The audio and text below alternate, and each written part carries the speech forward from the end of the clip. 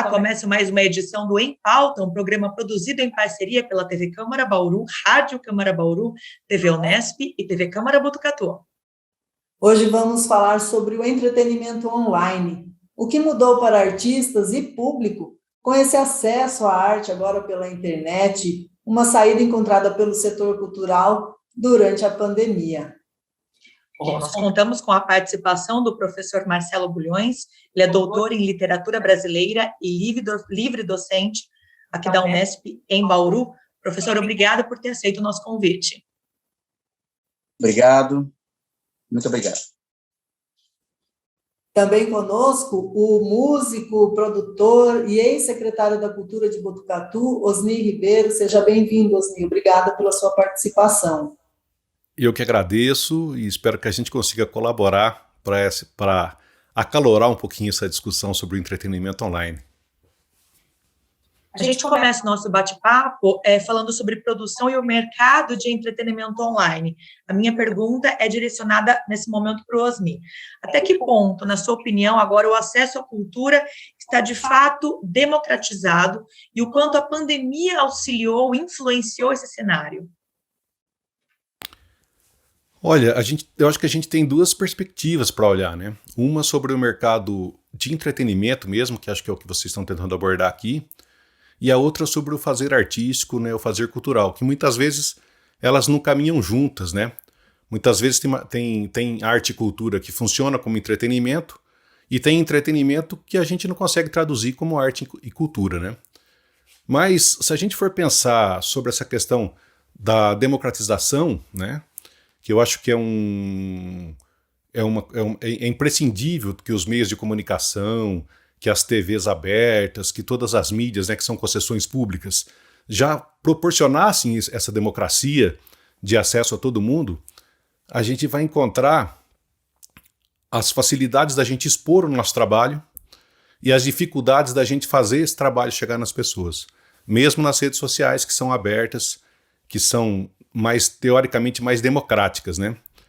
E a pandemia, eu acho que o que ela fez, o que ela teve de relevância nesse processo, né, foi meio que forçar a gente a procurar esses caminhos, né? A procurar os caminhos virtuais, a conseguir compreender um pouco mais esses mecanismos, aprender um pouquinho sobre a produção, coisas que a gente via só como possibilidades através de canais de TV, de empresas especializadas, começaram a ser feitas caseiramente, né? Eu mesmo, nesse processo de pandemia, acabei desenvolvendo um programa, como se fosse um programa de TV, com entrevistas, com quadros musicais, feito tudo em casa, gravado pelo Zoom, editado em softwares mais simples do que os que são usados pelas grandes produtoras. E eu acho que nesse ponto, a pandemia forçou a gente buscar esses caminhos. Mas a questão democrática, se a gente for pensar, quando a gente fala no entretenimento, foi muito mais simples, né, para os artistas que já dominavam essa grande mídia e tinham os recursos financeiros, recursos de patrocínio para conseguir isso, e a maior parte dos artistas que estavam fora desse mercado, eles acabaram tendo que realmente optar pela produção particular, pessoal, e muitas vezes por incentivos culturais dos poderes públicos, né, tanto federal, quanto estadual, quanto municipal, que acabaram acontecendo em diversas cidades, praticamente todas as cidades, né, poucas cidades ficaram de fora desse processo, e isso acabou dando visibilidade para muita gente, apesar ainda de eu dizer que é muito difícil da gente entender e da gente fazer esse mecanismo chegar até as pessoas. Eu acredito que uma mudança nesse processo, uma continuidade desse processo, possa permitir que gradativamente a gente vá atingindo mais público e a gente consiga realmente ter uma visão mais democrática do que é a arte, a cultura, o entretenimento pela internet. A gente vai conversar um pouquinho mais sobre os fomentos, sobre essa questão financeira também, né, desse momento que vocês artistas, né, que toda a classe cultural e artística está passando no país, mais para frente um pouquinho, mas eu queria pedir para o professor Bulhões falar um pouquinho. A gente sabe, né, professor, que toda a cadeia produtiva, toda a cadeia cultural produtiva, ela foi impactada pela pandemia. E, em alguns casos, até positivamente, como, por exemplo, no caso dos e-books, que nunca se popularizaram antes dessa forma, né? Como nunca antes tinham se popularizado. Ao mesmo tempo, isso levou pequenas livrarias independentes a estarem sofrendo muito para tentar sobreviver. Então, eu gostaria que o senhor comentasse com a gente um pouquinho em que modalidades talvez os artistas e mesmo o público tenham conseguido se adequar melhor a esse ambiente virtual, e o que já dá para saber se dá, e o que seria que funciona ou não funciona no ambiente virtual.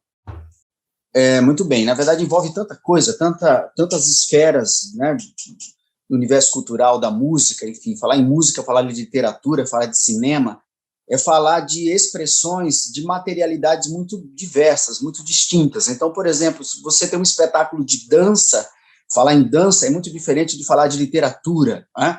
No caso dos e-books, por exemplo, existe sim uma possibilidade. Na verdade, eu nem sou um consumidor de e-book, né? Eu sou ainda do livro, e se discute a materialidade, até que ponto a materialidade do e-book ela vai interferir no processo de recepção, talvez até menos do que tecnologias de leitura de texto no computador, por exemplo, no computador tradicional, cuja concentração é altamente prejudicada. Então, dificilmente alguém vai ler uma obra literária, né, num computador de uma tela muito luminosa. O e-book já facilita em larga medida, embora se perca aí uma espécie de dimensão ritualística, por assim dizer, do contato com o livro, né? Eu não acredito que o livro vai desaparecer, muita gente aposta nisso, o livro no seu sentido tradicional, no seu sentido físico. Mas, enfim, de todo modo, quando há uma experiência de contato com um texto mais informativo, isso é mais simples ou mais franqueado pelas tecnologias, sobretudo numa leitura mais rápida, né? Quando estamos diante de experiências em larga medida mais densas, com a literatura principalmente, né, que é o meu campo, o livro, o contato com a brochura, né, me parece que ainda é altamente sedutor. Eu vou resgatar um pouco rapidamente o que o Osni comentava, porque eu acho que isso aí também tem a ver com o que eu estou pensando, que é o seguinte: nós enfrentamos historicamente um abismo tremendo, terrível. É inaceitável que nós tenhamos uma quantidade tão baixa de leitores. O processo de democratização da cultura passa pelo processo estrutural de democratização do ensino, de melhoria do ensino, né? Então, estamos sempre falando de uma grande ingenuidade, uma grande falácia, quando se comenta democratização da cultura, sem que haja uma profunda reforma, eu diria uma revolução mesmo, né, que franqueie, que traga educação e cultura para todas as pessoas.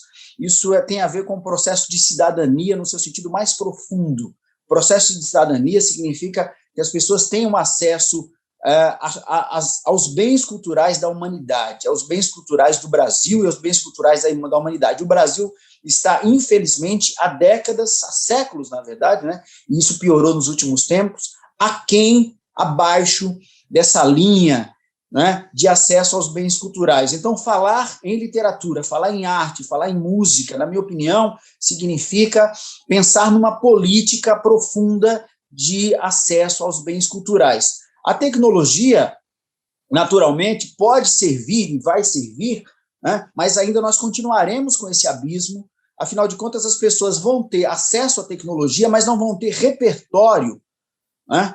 Ou seja, ou vão ter um repertório muito aquém, muito abaixo, e vão dizer, eu gosto, sei lá, de funk, ou eu gosto de determinada coisa, sem que elas tenham condições mínimas de saber que existem outras expressões, outras modalidades, né? A música de concerto, por exemplo, por que vai ficar restrita a um grupo? Né? Ou mesmo a literatura, por que vai ficar restrita a um grupo? Então, eu penso nas tecnologias e, naturalmente, elas impactam profundamente a experiência de recepção. mas isso tem que, mas deve-se pensar nesse vetor, né? No âmbito da tecnologia, por exemplo, falamos do e-book, claro que é importante, ao mesmo tempo eu não sou exatamente um saudosista e vou dizer, não leiam em e-book, claro que não se trata disso, por mais que, como eu comentava, algumas modalidades ficam mais prejudicadas, né? A experiência da arte, da dança, do teatro, por exemplo, que são experiências presenciais, diferentemente do texto, né? Que sempre foi, por assim dizer, virtual, né? Existe a obra que está ali, você vai abrir o livro e aquilo se atualiza, e, portanto, essas tecnologias digitais, elas favorecem. Mas estamos diante sempre de um grande abismo a ser superado. Professor, ainda falando sobre, até aproveitando esse seu viés sobre o abismo, né, e dessa dualidade, né, novas tecnologias e o consumo ainda das tecnologias, vamos dizer assim, tradicionais, com relação à multiplicação das plataformas de streaming. Tem uma pesquisa recente que foi divulgada, mostrou que 80% das pessoas com 35 anos ou menos estão assistindo a mais conteúdo de streaming do que assistiam antes da pandemia. A gente sabe que essas plataformas acabaram ganhando protagonismo no cenário, no mercado cinematográfico, muitas produções que foram distribuídas apenas para essas plataformas virtuais. Havia muita resistência antigamente para que elas participassem de festivais de cinema. Hoje, isso já não acontece. Como você vê a migração do público do cinema convencional para essas plataformas de streaming? Você acha que há algum risco para o modelo convencional de cinema? As pessoas continuarão lotando as salas de cinema? Qual é a sua análise, professor? Existe uma profunda transformação dos modos de produção e de recepção com o advento do streaming. O streaming é o fluxo, né? É o fluxo. Tem uma diferença, inclusive, teórica, mas eu nem quero discutir isso a respeito do on-demand e do streaming. Mas, de todo modo, se você tem um fluxo, isso significa que qualquer um de nós pode assistir aquilo gerenciando o tempo, o próprio tempo. Eu vou assistir agora, eu vou assistir na madrugada, eu vou assistir a um filme durante um período, enfim, mais flexível, etc. A grande indústria já percebeu naturalmente, a pandemia, na minha opinião, ela intensificou, ela demonstrou, em larga medida também antecipou alguma coisa que já estava em curso, né? E a própria dinâmica do grande mercado das salas de cinema também percebeu que ela vai se apropriar, na verdade, uma espécie de contaminação recíproca, né? De uma espécie de interação entre o modelo tradicional e o modelo novo do streaming, em que as duas dimensões se alimentam reciprocamente. Ou seja, o espectador de cinema vai assistir. Eu não acredito no fim das salas de cinema, porque são experiências ainda muito cativantes, não é? Por mais que haja impactos. Eu me lembro da década de 80, quando se falou do DVD, que o DVD não, o VHS que acabaria com as salas de cinema. E a gente viu que isso não existiu. Mas, de todo modo, existe um processo muito, muito intenso em que as grandes corporações cinematográficas, as grandes produtoras, já estão, naturalmente, pegando a dedo e lucrando muito com o universo do streaming e, naturalmente, novas formas de recepção, de produção e de recepção acontecem nessa dinâmica, né? E isso, na verdade, não é, por assim dizer, uma novidade, porque a história do cinema e a história da televisão tem que ver com mutações no modo de recepção, de produção e de recepção. Além do streaming, uma outra modalidade que a gente tem visto crescer, até por conta de uma alternativa nisso que o Osni começou falando, né, de se adaptar e de sair de uma zona de conforto, tem sido os conteúdos ao vivo, né, as lives que são transmitidas pelas redes sociais. É uma tentativa de os artistas se reinventarem e chegarem ao seu público, continuarem mantendo as apresentações, sobretudo na música, isso até talvez mais fácil, uma estrutura mais caseira, como o próprio Osni já comentou. Eu queria saber de você, Osni, que produz material para as plataformas, que produz e chegou a fazer turnês virtuais também, agora, nesse momento. Se vocês sabem como vocês atingem o público, né, que consome o conteúdo ao vivo, as lives na internet, como que o artista se prepara para chegar a esse público nesse novo formato? Então, né? Aí a gente vira e volta na questão da democracia, né? Do acesso democrático às coisas. A produção até que ela se democratizou bastante e o acesso da gente para a gente colocar os nossos conteúdos, ele também acho que se democratizou. Mas talvez o interesse das pessoas, despertar o interesse, não do público que já está acostumado a acompanhar a gente, né? Que está sempre presente, aquela rede que você acaba formando, essa é mais tranquilo, né? Mas as pessoas que não têm acesso ao seu material. E pensando nisso, e também olhando um pouco para a fala do professor, essa questão do streaming, talvez o que eu sinto mais importante nisso, né, é que esses adventos como a Netflix, por exemplo, eles deram a possibilidade da gente olhar novas linguagens de produção. Então a gente consegue assistir produções do mundo todo, quando o cinema ele era meio fechado na produção nacional, muito pouco, né? E na produção hollywoodiana, né? A produção do cinema norte-americano. E aí a gente consegue assistir coisas da Finlândia, da Dinamarca, da Noruega, da Itália, da Coreia. Quer dizer, são muitas possibilidades. E acho que é isso que está faltando, talvez, dentro da música. Né? Falando especificamente da música, que acho que é o foco dessa pergunta aí, certo? Da música e da cultura em geral, de outras estéticas, né? Como é que a gente consegue entender outras linguagens? A linguagem que não é o sertanejo universitário, a linguagem que não é só a sofrência, que não é só aquilo que a gente vê na mídia normalmente, né? Como é que a gente chega na linguagem da música caipira, da música erudita, da música instrumental, que é muito ampla, do samba um pouco mais tradicional, um pouco mais de raiz, aquela música que traz um pouco mais da verdade, né? Acho que esse é o grande desafio que a gente enfrenta quando a gente fala em democratizar, né? Democratizar as questões culturais e artísticas. Porque o que se produz é muito maior do que a parcela que a gente acaba vendo na mídia convencional. Então, por exemplo, você não vai ver... Você escuta as rádios, elas tocam a mesma programação. Você vê os programas de TV, eles têm os mesmos artistas. A gente tem muito mais gente do que isso, cara. E isso é uma coisa que a gente tem que abrir. Esse pessoal tá no Spotify, tá no YouTube, tá em várias redes? Tá, todo mundo tá. Mas como é que você desperta o interesse do grande público para isso? Então acho que esse é o grande desafio.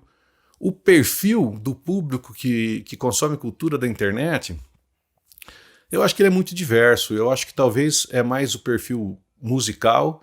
Acho que tem as pessoas que vão lá e gostam de ter aquela troca, aquela conversa ali no momento com o artista, tanto na live ou via chat, quando é algum conteúdo gravado, né? Mas eu acho que é difícil da gente identificar esse perfil. Talvez seja o mesmo perfil do público que se movimenta para ir num teatro, assistir um show de um artista que ele não conhece, né? O mesmo perfil do público que procura dentro de uma plataforma de streaming uma produção de uma linguagem com a qual ele não está acostumado, né? É um perfil talvez bem segmentado e talvez a questão estruturante, né, de política pública, educacional, que se relacione com a política cultural, uma coisa que a gente vê muito distante nas cidades, nas gestões, né? Como que você faz a política cultural e a política educacional conversarem, né? São questões que a gente tem que buscar, e essas questões elas não vão ser virtualmente decididas, elas vão ser decididas no dia a dia, na constância, na rotina, né? Nesses processos realmente de buscar essa democracia e essa política.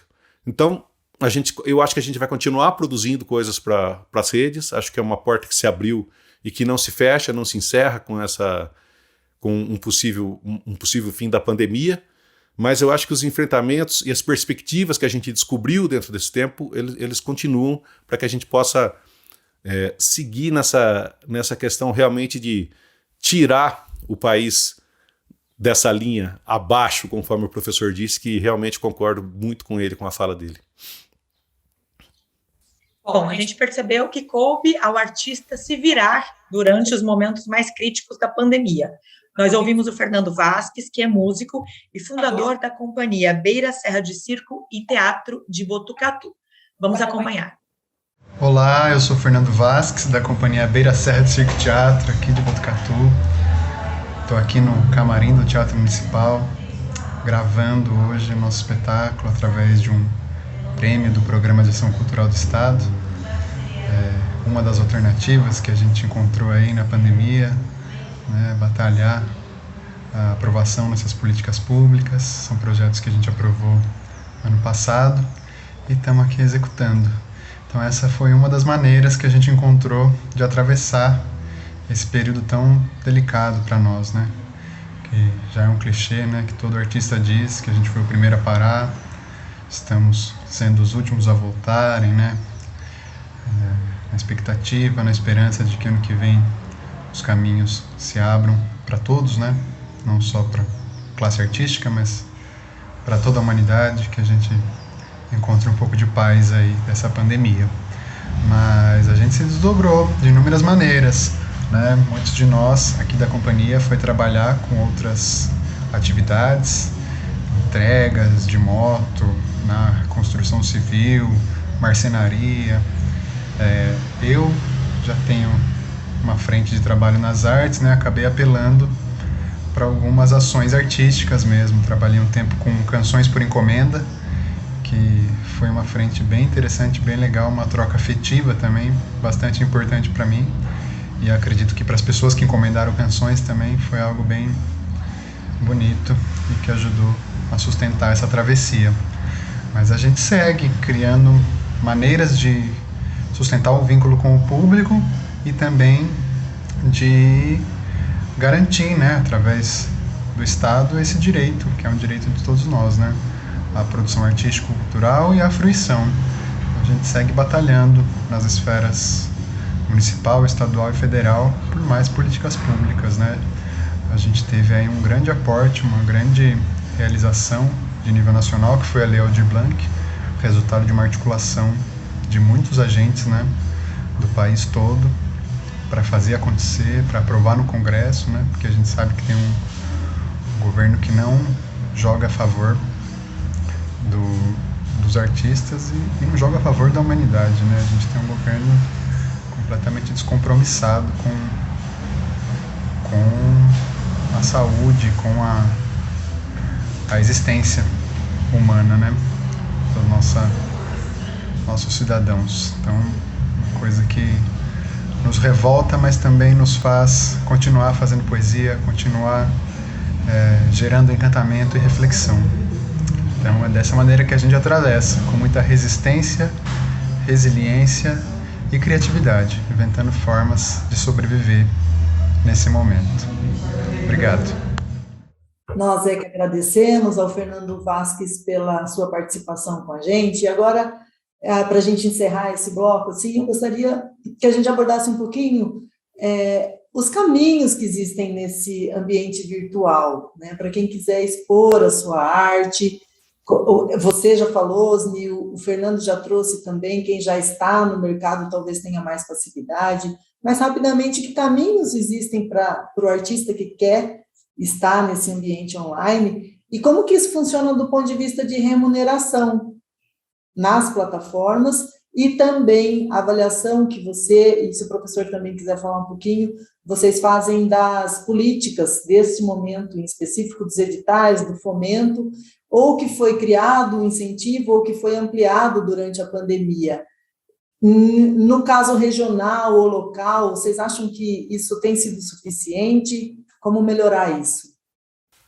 Olha, a fala do Fernando me emocionou um pouco, viu? Você sabe que depois de quase 2 anos, a primeira vez que eu saí de casa para ver um espetáculo, fui para ver um espetáculo do Beira Serra, que era no teatro, né? E aí você está dentro do ambiente do teatro e vendo o pessoal trabalhando, foi bastante emocionante, assim, e apesar de ser uma comédia, eu tive lágrimas nos olhos várias vezes ali durante o processo todo, né? E do ponto de vista de remuneração, né, as plataformas de streaming, elas são quase inatingíveis, né, para a gente, para a maior parte dos músicos, dos artistas. Os artistas de teatro, então, dança e outras linguagens que são menos usuais, eu acho que tudo aquilo que se aproxima mais do que a gente estava acostumado de ver na TV, acaba sendo mais fácil. Então, sei lá, tocar uma música. O pessoal que faz os jornais, né? Tem muito jornalismo na internet hoje, de várias vertentes. Eles têm uma possibilidade muito maior de alcançar os públicos, porque são formatos que estão um pouquinho dentro dentro do imaginário das pessoas, né? Inclusive aqueles que estão juntando o rádio com a TV, né? Eu acho que essa mistura, a internet está proporcionando um pouquinho dessa mistura, juntando a imagem com aquele ambiente de rádio, que é um ambiente bastante carinhoso, que as pessoas têm bastante carinho. Mas assim, se esperar uma remuneração de YouTube, de Spotify, Facebook já nem existe, né, isso, e outras plataformas, eu acho que não dá. O que tem funcionado para alguns artistas que têm uma certa disponibilidade de buscar isso, né, é fazer as lives vendidas, né, que as pessoas colaboram, e isso tem despertado também, acho que um sentimento de que as pessoas podem colaborar com o fazer artístico. Tem bastante gente que colabora. Logo no comecinho da pandemia, a gente fez um grande festival, que era o Festival Quarentena Violada. Tinham 11 violeiros do Rio de Janeiro, de São Paulo, de Minas, do Rio Grande do Sul, né? E a gente se surpreendeu muito com a resposta financeira, inclusive, do projeto, das pessoas fazendo uma contribuição espontânea, né? Foi bastante surpreendente. E eu sei que tem outros artistas que continuaram esses processos, né? Mas eu acho que para a gente ter uma possibilidade de um apoio mais amplo, né, a tudo que se faz na área da cultura, eu acho que as leis de incentivo elas foram fundamentais. Eu acho que esse processo desencadeado, né, pela Jandira Fegali, juntando outros deputados, alguns artistas, e buscando a Lei Aldir Blanc, né, que foi o mártir dessa história da Covid, acabou batizando essa lei, ela foi fundamental para um processo que fazia décadas que a gente estava buscando, que era um processo de transferência fundo a fundo, do Fundo Nacional de Cultura para os fundos municipais e estaduais de cultura, e para que essa verba pudesse chegar realmente na ponta, no artista de cada cidade, né? Não ficasse restrito àqueles editais, aqueles programas de mais difícil acesso, né? Mas isso é um assunto para outros programas, né? Essa questão desse Sistema Nacional de Cultura que se sonhou e que se diluiu com a entrada do governo que a gente está tendo agora. E falando municipalmente, Botucatu até tem uma história interessante, porque quando a gente sentiu que a quarentena, a pandemia, o isolamento estava levando a gente para uma situação bastante difícil, a gente começou a ver os colegas em dificuldade, eu, Fernando, mais alguns outros amigos, a gente acabou se mobilizando e criando um movimento, que era o Eu Cuido da Cultura, numa tentativa de criar um auxílio emergencial para os artistas com dinheiro que tinha, recursos que tinha no Fundo Municipal de Cultura, né? Existiu assim até uma certa dificuldade do governo entender que os artistas teriam a capacidade de absorver aquele recurso e de se credenciar aquele recurso profissionalmente, mas no final das contas, com um pouquinho de embate, cede um pouco aqui, cede um pouco ali, o Eu Cuido da Cultura acabou criando um movimento anterior à Lei Aldir Blanc de incentivo aos artistas locais, né? Um movimento trabalhado, construído pela sociedade civil, né? E no final das contas aceito pelo governo municipal e se mostrou super efetivo, tanto que houve processos excedentes ao que se pensava, projetos, né, excedentes ao que se pensava que a gente poderia ter. E quando a Lei Aldir Blanc chegou aqui, acho que é um dos poucos municípios que a demanda da comunidade cultural foi maior até do que os recursos que chegaram. Sem contar que muitos artistas aqui da cidade conseguiram também recursos da Lei Aldir Blanc por meio estadual, né? Então foi uma maneira de movimentar e foi a maneira que a gente conseguiu, nesse 2021, recuperar, né, um pouco dos passos que a gente deixou de dar no ano de 2020. O Brasil tem uma das culturas musicais mais ricas do mundo, né, em termos de diversidade, em termos de pujança, né, a música popular. Então, os editais, o apoio do Estado, né, sempre será insuficiente pela diversidade, pela quantidade. Os formatos musicais que estão na grande mídia são absolutamente restritos, limitados a 2 gêneros, por assim dizer, né? 2 ou 3 gêneros. Então, é um horror, é um descalabro, quer dizer, é uma grande pena, e olha que hoje eu não acordei pessimista, não, né? Mas é um horror que nós constatemos isso, né? No passado, bom, já não tão recente, você ia a um show do Luiz Melodia, do Chico, isso estava disseminado ainda numa mídia que a gente poderia chamar mais aberta, né? De televisão, por exemplo. Isso acabou. Ok, nós vamos fazer agora uma rápida pausa. Voltamos daqui a pouco, depois do intervalo, falando sobre os rumos da cultura e do entretenimento no ambiente virtual. Não saia daí, até já.